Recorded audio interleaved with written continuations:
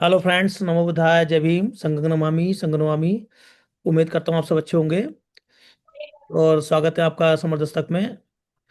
जैसा कि आपको विदित है कि समण संघ का के माध्यम से समणों के मेले में बहुत ही बढ़ चढ़कर काम करने का मैसेज दिया गया है। तो हम इसके बारे में चर्चा आज कर रहे हैं। हमारे बीच में एज ए गेस्ट के रूप में उपस्थित हैं संजय राव कामले सर। तो पहले हम चाहेंगे कि संजय राव कामले सर, आप अपना परिचय देते हुए थोड़ा ये प्रकाश डालिए कि पूरा ये क्या है समणों का मेला। सर, इसके बारे में प्लीज बताइएगा। सर, मेरा परिचय संगम नमामि सर, नमो बुद्धाय। और मैं सर्जेराव कांबळे मुंबई से हूँ। और मैं लेबर के लिए काम करता हूँ महाराष्ट्र के। और ज्वेलरी इंडस्ट्री से मैं जुड़ा हूँ टेक्निकल एडवाइजर करके। और 2 साल से मैं समन संघ से जुड़ा हूँ। और मुझे बहुत खुशी होती है, मैं खुद को खुश नसीब समझता हूँ कि समन संघ के साथ जुड़ने का मुझे मौका मिला है। और विमलेश वर्मा जी के माध्यम से मैं जुड़ा हूँ 2 साल से। तो अभी जो हमारा 2 अक्टूबर को धम्म दीक्षा धम्म भूमि पे काम होने वाला है, हम इकट्ठा होने वाले हैं दीक्षा भूमि में। तो ये बहुत बड़ा मैसेज जाएगा कि हम बुद्ध और बाबा साहब फुले शाहू अम्बेडकर को मानने वाले सारे लोग इकट्ठा हो जाएंगे, तो आने वाले दिनों में एक हमारी विचारधारा हमको हमारे लोगों तक पहुंचाने का हमको एक जरिया मिलेगा। और बाबा साहब ने इतना महान काम किया है।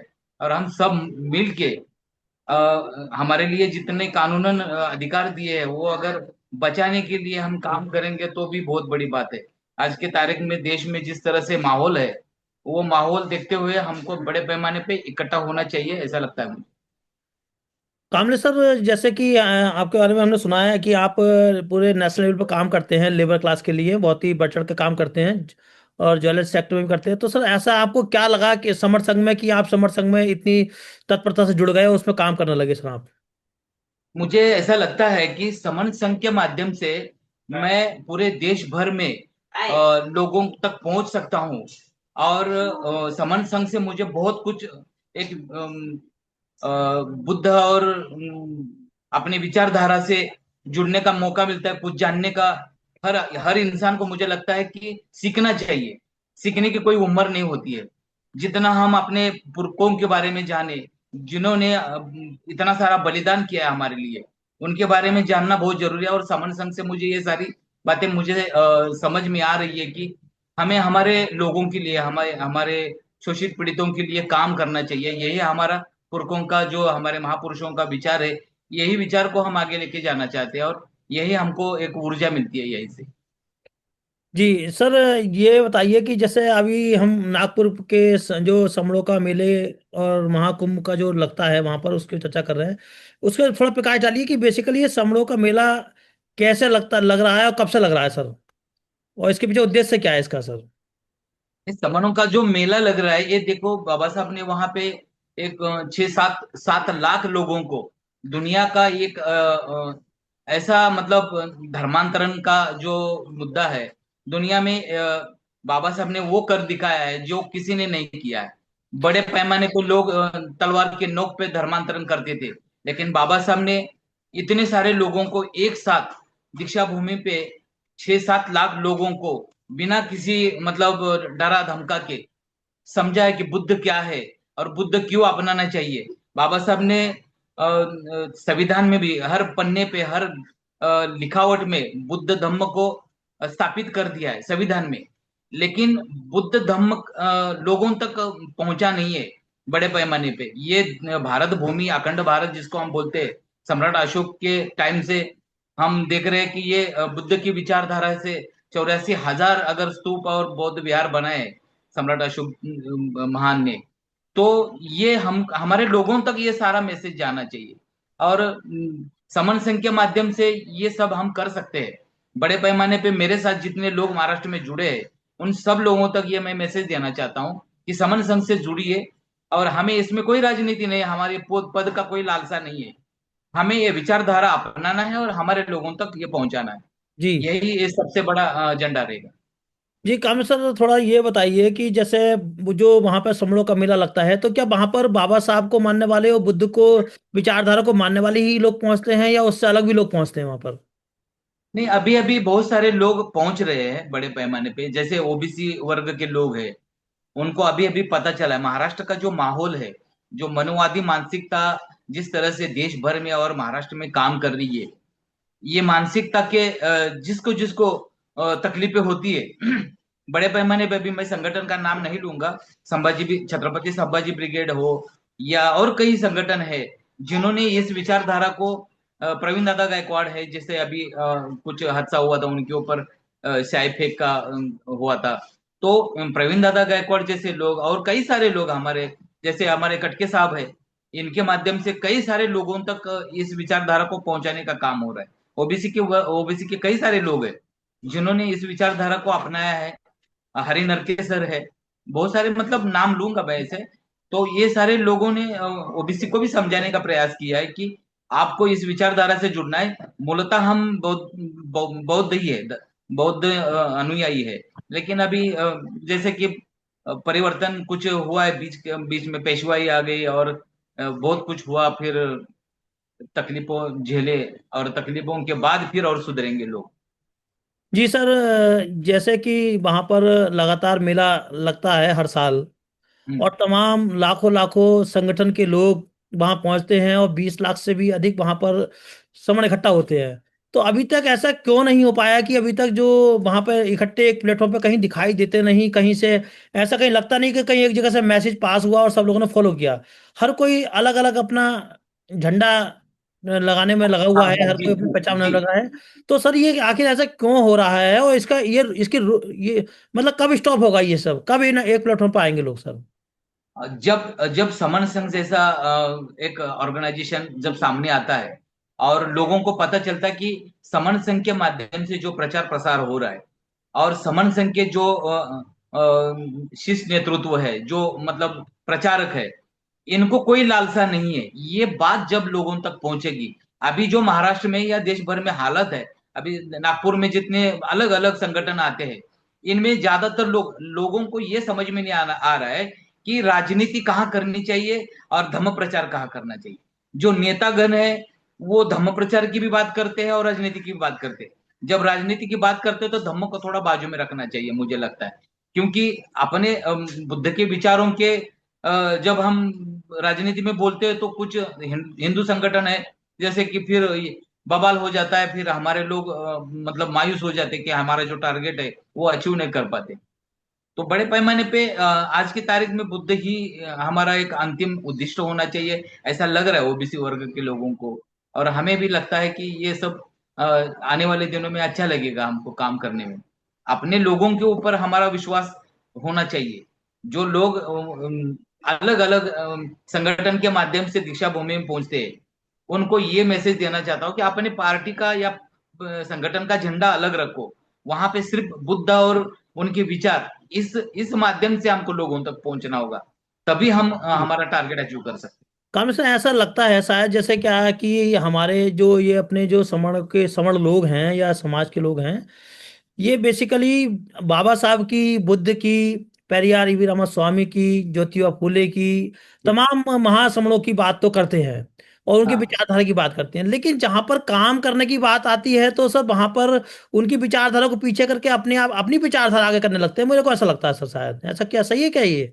ये ऐसा ही हो रहा है। जी। ऐसा ही हो रहा है महाराष्ट्र में बड़े पैमाने पे। हमारे जो नेतृत्व है, जो अच्छा नेतृत्व है, उसको भी हम नहीं मान रहे, क्योंकि धोखा, हमारा समाज जो है धोखा खाया हुआ समाज है सर। हमारा किसी के ऊपर भरोसा नहीं है। अब हम भरोसा किसी न किसी के ऊपर करना पड़ेगा, और भरोसा ऐसे ही संगठन के ऊपर करना चाहिए जो शोषित पीड़ितों की बात करता है, न्याय हक की बात करता है, संविधान की बात करता है, बाबा साहब फुले शाहू जी की बात करता है। ऐसे ही निस्वार्थी संगठन या निस्वार्थी नेतृत्व रहेगा, उसके ऊपर भरोसा करना चाहिए, तभी जाके हम आगे बढ़ सकते हैं, मुझे लगता है। सर जैसा कि आपकी बात ठीक है, लेकिन जैसे अभी समर संघ को जैसे हमने सुना है, समझा है, लगभग 4-5 साल से लगातार काफी मैन लाइट में आके कवर कर रहा है। तो इसमें तो ऑलरेडी चंदा के प्रैक्टिस नहीं होती, जाति का अभ्यास भी खत्म किया गया है, पद प्रतिष्ठा मंचमाला भी खत्म किया गया है, व्यक्तिगत बात को भी खत्म किया गया है, राजनीति को भी इसमें प्रायोरिटी पर नहीं रखा गया है। तब ऐसी स्थिति में भी समर संघ से लोग अभी तक उतनी तेजी से नहीं जुड़ रहे जितनी तेजी से उनको जुड़ना चाहिए। तो इसके पीछे क्या मैं लॉजिक है सर? कहीं ना कहीं लोगों तक पहुंचने के लिए हम कम पड़ गए। हमारा जो प्रचार प्रसार है उस तरह से हुआ नहीं शायद।